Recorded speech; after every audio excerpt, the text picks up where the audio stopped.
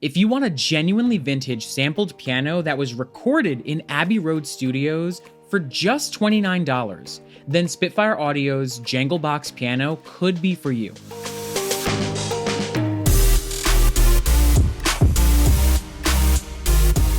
Hey everyone, my name is Robert Rodriguez and I'm a media composer. If you're new here, I want to invite you to like this video and subscribe to the channel. My goal is to help brand new composers feel confident in their own music writing process. So the Jangle Box Piano is an iconic Abbey Road Studios piano. You might actually recognize the sound of the piano from Pink Floyd, the Zombies, or even the Beatles. Think of the White Album or Magical Mystery Tour. So what's kind of cool about the Jangle Box Piano is that it was recorded with different vintage 1960s microphones. Spitfire then captured the sound of the piano in Abbey Road Studios and packaged it as a $29 sample library. And there is a whole lot that you get for that $29 price point. So if you head on over to the Spitfire Audio website, you'll see the Albion Solstice introductory offer, which is a video that I did a few weeks ago. So check that out if you want to learn more about that. You'll see the monthly highlight down below. Throughout July, save 30%.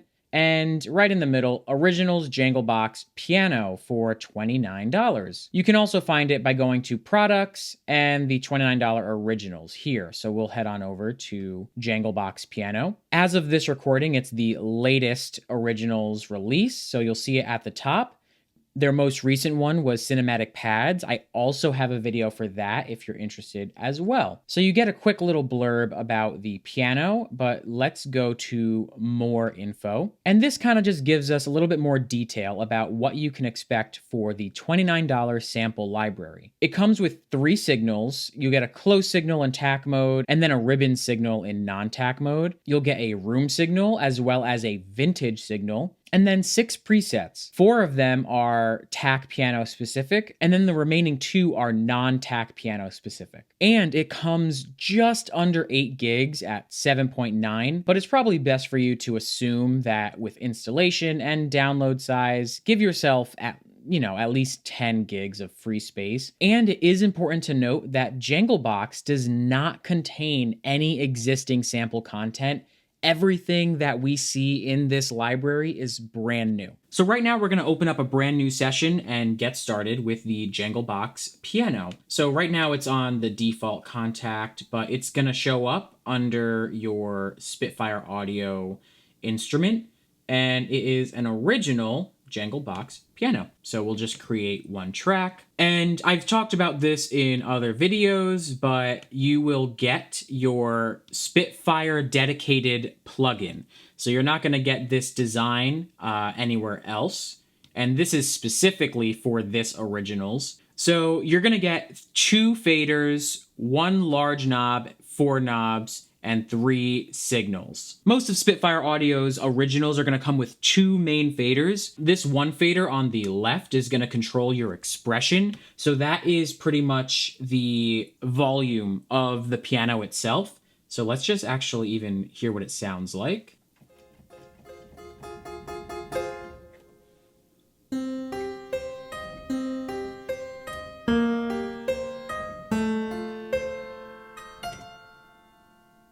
And then the fader on the right is going to control your modulation. And modulation is usually something that you focus on with a sustained type of instrument. So maybe think of strings. And it typically affects the dynamics. With a piano, it's a little bit less common, but what they did with this particular modulation fader is that the higher the modulation, the tighter the control on the dynamics that you get. So right now, if I were to press softly, it's gonna be a softer dynamic, and then press harder, a louder, more intense dynamic. But by bringing up the modulation fader, I'm pressing softly, and it's giving you that really intense sound. So that might not be as natural, but maybe somewhere in the middle, lower end.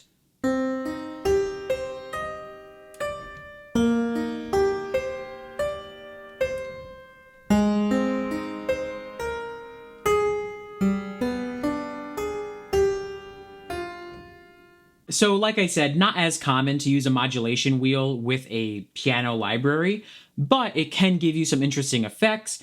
The lower the modulation wheel, the more the dynamics are based on your own playing and the velocity of how you hit each note. So next up, I want to focus on these 4 knobs down here. We get reverb, tightness, hammers, and pedals. This particular reverb knob is going to be a 1950s plate reverb from Abbey Road, and it's going to have a decay of 2.5 seconds, 2.5 seconds.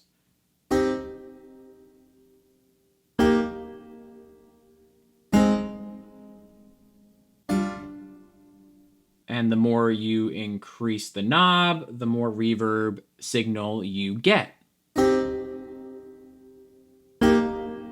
it kind of increases that room sound as well. But no reverb. Very, very dry.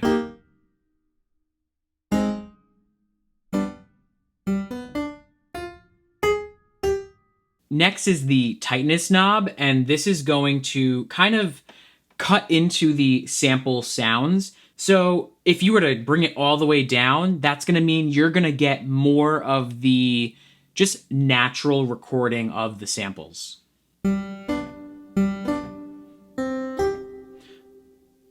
So it might be a little bit more difficult to hear if you're not listening with headphones, but the sample, I mean, the image kind of does it justice. It really tightens it up, cleans up the sample a bit, and kind of streamlines it.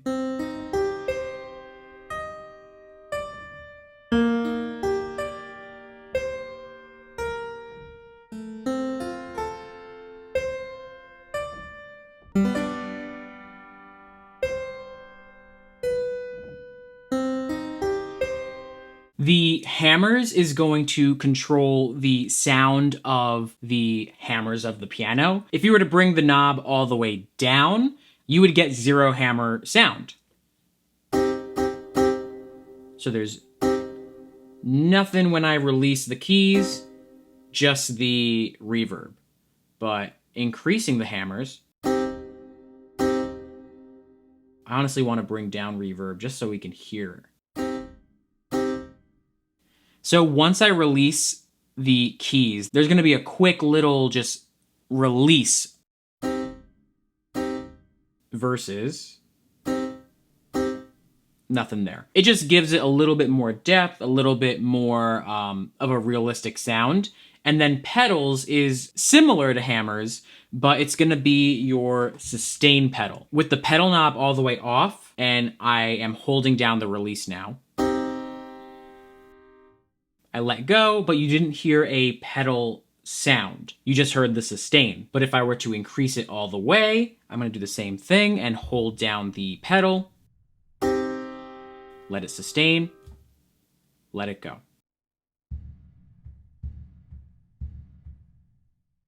Even look at the top or the side volume. I'm pressing down. Every time I press down the sustain, it's going to register as something is being played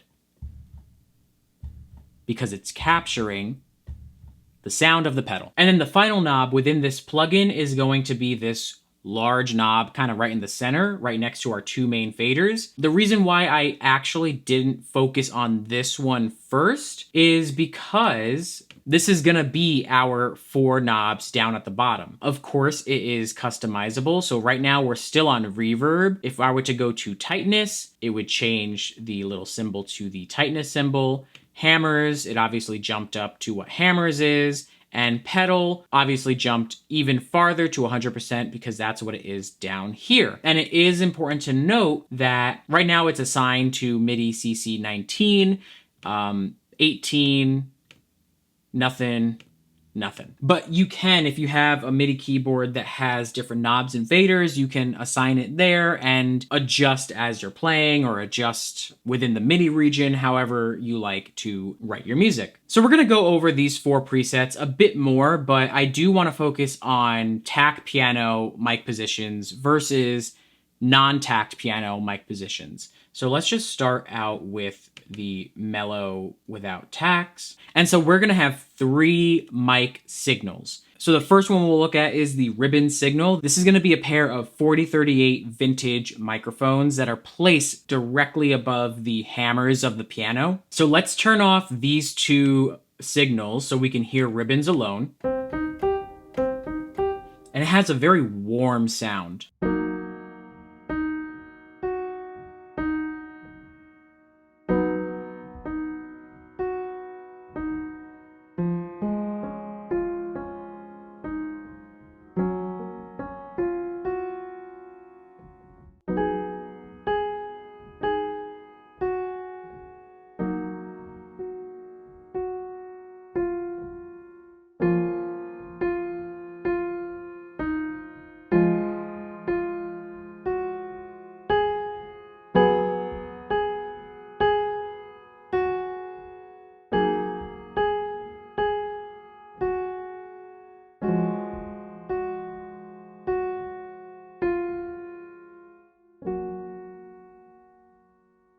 I just love the sound of that mellow, and it's advertised as a dark, mellow sound, and it's just a very beautiful, soft signal, especially from the ribbons here. And I do want to point out that if you were to buy a pair of ribbon microphones just on your own, that would cost you just under $3,000. If we were to move on to the room mic, so I'll turn on room, maybe turn off ribbons. These are going to be a pair of Omni microphones that specifically capture just the room of Air Studios Studios 2.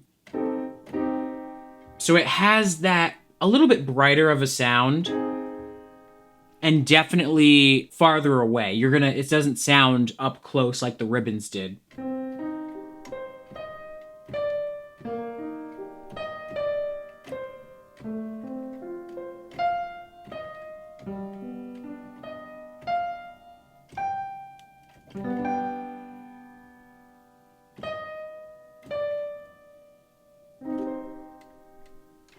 And then if we were to turn off room, turn on vintage, this is going to be a 1960s AKG D19 microphone. It was captured on a Red 47, which costs just under $3,000, and a J37 tape machine. And that's actually going to be rare to find a physical J37, but there are retailers that sell a plugin of that specific machine. So this particular vintage signal is going to give you a signal chain that is very specific to the 1960s, and this is going to really give you that Beatles sound. Compared to the other two, it really is just a mono signal. But it's still warm. It's still very welcoming.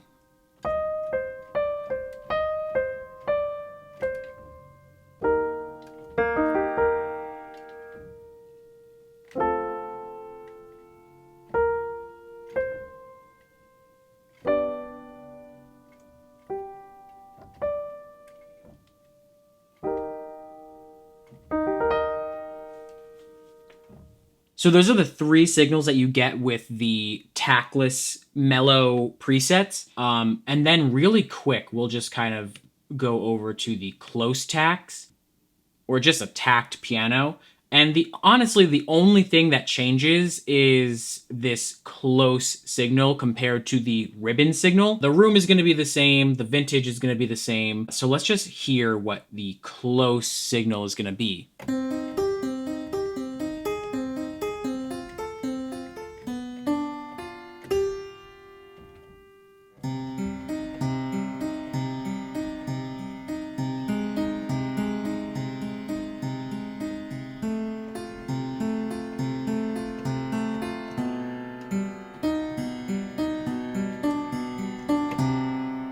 So this close signal is going to be a pair of U67 mics. If you were to buy two of these from Sweetwater, this would actually cost you just above $7,000. So just these two mics really have that bright quality. And I mean, it is because it's also a Tack piano, so we kind of switched over from mellow to a harsher, brighter sound. But it's nice that they didn't use the same ribbon microphones from before. They kind of switched up the mics based on the sound. Like I said, the room mics and the vintage are the same. It's not included in this particular preset. It's very much a close-only preset. So it is a nice close-up sound, and you can hear the comparison to the ribbons. So like I said, there are going to be 6 presets that you can get. 4 of them are going to be with this Tack piano. You get close, clean, balance, and vintage. And then the 2 final presets are going to be Tackless pianos. You're not going to have that harshness that you might get with these. So let's just start with close. And so we kind of heard before.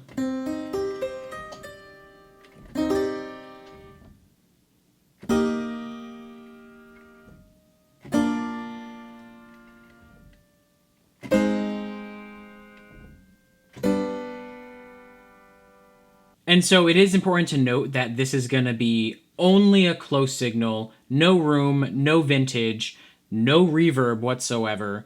The tightness, so like I said, tightness is going to depend on mechanical noise. So we're still getting a good amount of natural mechanical noise. The hammers, you can hear when I lift my hand from the keys. And then the pedal, if I were to sustain that, you can hear the pedal noise. Now, if I were to then go to clean, we are including the room mics. It's still pretty close. The modulation has increased, the reverb has increased, tightness, no more hammers, no more pedals.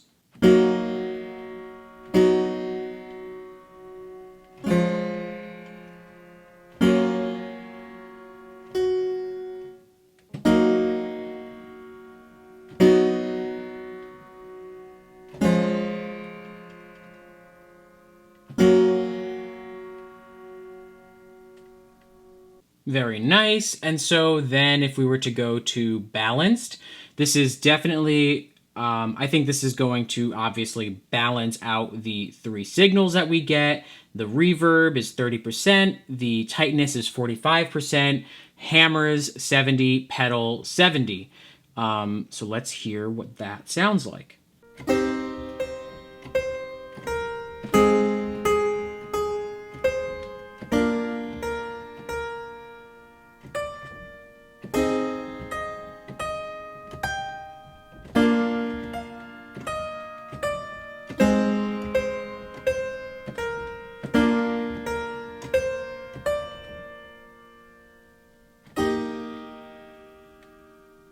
That's a very nice blend. And then vintage, which is the last of the Tack piano presets. That's gonna cut out close, room signals, just vintage, reverb, tightness, I think are the same, 70, 70, yep. Modulation's still low. And so this is gonna be as close as you can get to kind of that 60s sound. I forget that it's gonna be mono.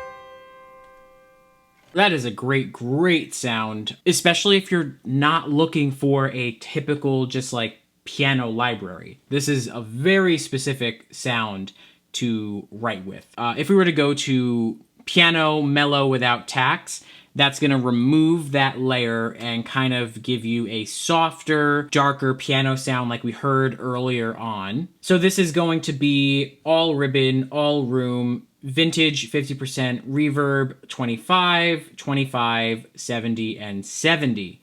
So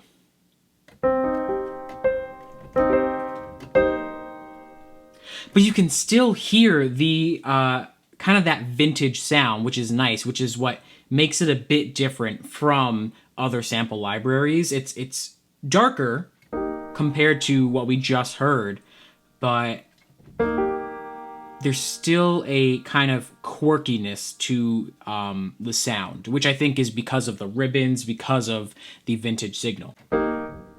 We hear the hammer, we hear the pedal. So vintage without tacks compared to vintage tack.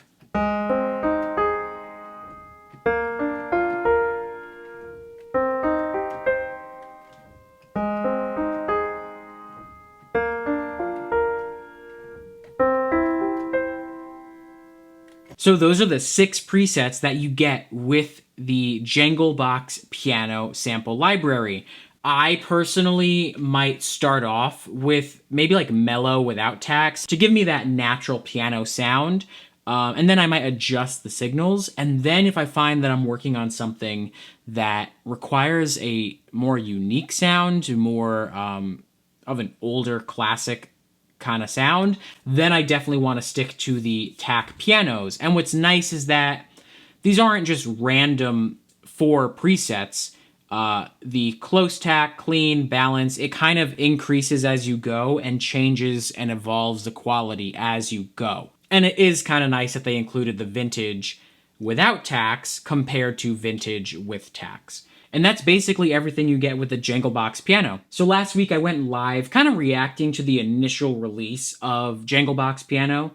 And I remember seeing a lot of people kind of say, oh, I hope it's not another piano library from Spitfire. Honestly, I could not be happier with this library. I think this is what I needed for my own template. I have a lot of like ambient piano sounds, but not something vintage like this. I've already included it in my own Logic template that I'm working on right now. And remember, this Jangle Box Piano is basically 2 pianos in one sample library. With the tacks, it sounds very bright and percussive and has a very distinct quality. And then without the tacks, it becomes darker and rounder and has a softer quality. So yes, it is another piano library, but it stands out compared to a lot of the others out there because it was captured in Abbey Road Studios. I'm assuming that a lot of us really haven't had our music recorded in such an iconic studio before. And so a library like this one or the Mrs. Mills piano library can